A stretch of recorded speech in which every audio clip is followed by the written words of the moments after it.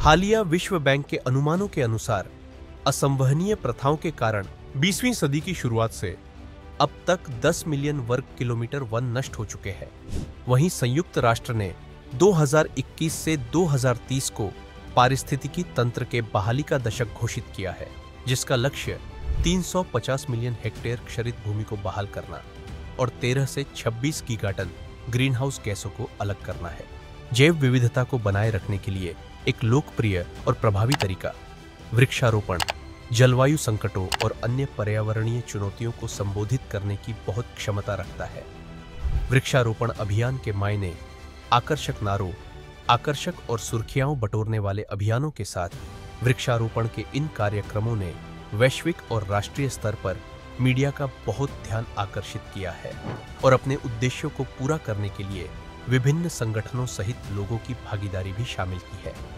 लेकिन सीमित सामुदायिक भागीदारी, पर्याप्त वृक्षारोपण के बाद उपायों की कमी और एकल कृषि को बढ़ावा देने के लिए उनकी आलोचना की गई है, जिससे कार्बन पृथक्करण और जैव विविधता विकास के लिए कम प्रभावी साबित हुए हैं। तो आखिर समस्या क्या है? दरअसल हाल के वर्षों में पर्यावरणविदों और वैज्ञानिकों के लिए विभिन्न वृक्षारोपण कार्यक्रमों में लोगों की कम भागीदारी के साथ पारिस्थितिकी और स्थानीयता की उपेक्षा एक बड़ी चिंता रही है। एक अध्ययन में पाया गया कि वनों की कटाई वाले क्षेत्रों को छोड़कर घास के मैदानों और जानवरों के आवास जैसे कुछ स्थानों पर पेड़ लगाने से पौधों और जानवरों के आवास नष्ट हो जाते हैं और पारिस्थितिकी तंत्र को नुकसान पहुंच सकता है। जंगल की आग की तीव्रता बढ़ सकती है और ग्लोबल वार्मिंग बढ़ सकती है। केवल वृक्षारोपण काफी नहीं, केवल पौधे लगाने से कई तरह की अपेक्षाएं पूरी नहीं होती जब तक कि हमारे पास पर्याप्त पौधरोपण के बाद के उपाय और वृक्षों की वृद्धि की निगरानी का प्रावधान न हो।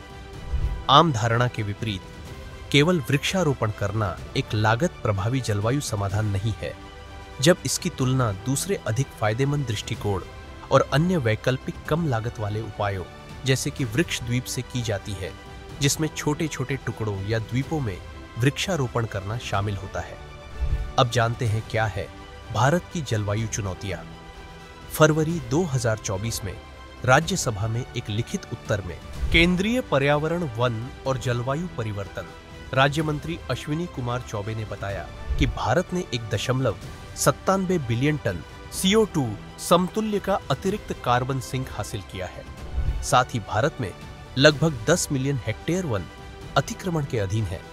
लगभग 27.5 करोड़ लोग निर्वाह के लिए वनों पर निर्भर है और स्वतंत्रता के बाद से लगभग 5.7 मिलियन हेक्टेयर वन भूमि गैर वाणिकी उद्देश्यों के लिए खो गई है। ये ऐसी चुनौतियां हैं जो 2030 तक 26 मिलियन हेक्टेयर क्षरित वनों को बहाल करने और वृक्षारोपण करके वन क्षेत्र में सुधार करने की भारत की पहल के लिए समस्याएं खड़ी करती है। क्या किया जा सकता है? बड़े पैमाने पर वृक्षारोपण अभियानों की आलोचना की पृष्ठभूमि में हमें इन रणनीतियों का आत्मनिरीक्षण करने की आवश्यकता है, जिसमें पर्याप्त वित्त, सक्रिय सामुदायिक भागीदारी और तकनीकी विचारों को बहुत अधिक स्थान दिया जाना चाहिए। हालांकि अब तक इन्हें प्राथमिकता नहीं दी गई है। साथ ही जन जागरूकता अभियान, सोशल मीडिया और प्रोत्साहित सामुदायिक भागीदारी के साथ इस तरह के पुनर्निर्देशित प्रेरणा और रणनीतियां हमारे वनों की पारिस्थितिक प्रणालियों में बदलाव लाने में मदद कर सकती है और बढ़ती संख्या के साथ विविध क्षमताओं वाले लचीले वनों के विस्तार में भी मदद कर सकती है। आज का प्रश्न। फरवरी 2024 में केंद्रीय पर्यावरण, वन और जलवायु परिवर्तन राज्य मंत्री द्वारा दी गई जानकारी के अनुसार भारत ने कितना CO2 समतुल्य का अतिरिक्त कार्बन सिंक हासिल किया है?